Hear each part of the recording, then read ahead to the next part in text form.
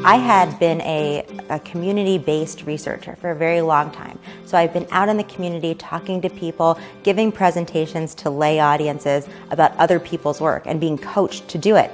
But I found that it was actually really difficult to take my own work and convert it to, take all the jargon out and convert it to something that a lay audience could appreciate. I've always thought I was a good presenter and I could present in front of people, no problems, but I've often had to do that with no time limit. Bringing in that time element, all of a sudden, that threw me off. Of course, I wasn't really sure how to handle it. Why I decided to do it was basically to see my potential. We teach graduate students how to communicate their research to a general audience, and this is a skill that they will use for the rest of their lives. They might find this useful in a job interview. They might find it useful at a family picnic talking to an aunt. We want to make sure that they can always explain their research in an easy, succinct way to any audience.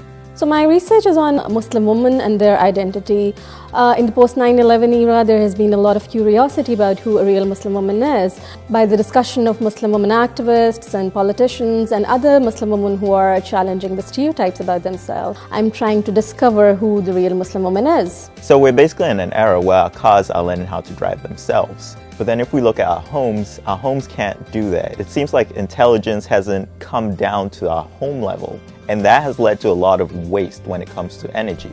So with my research, I'm looking at ways we could look at our energy data and try to extract knowledge from that to program assistive technologies which are able to control our homes for us intelligently to save energy.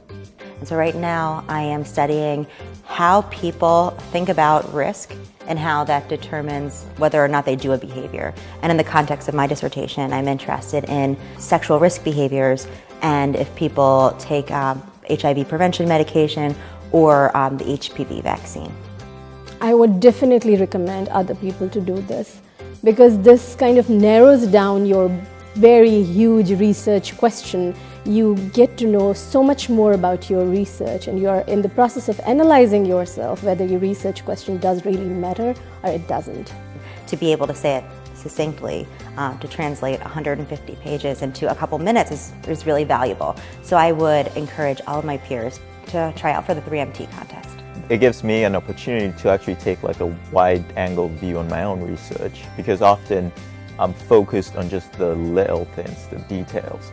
But then often it's nice to just take a step back and look at the bigger picture and understand what role your research actually plays in the world.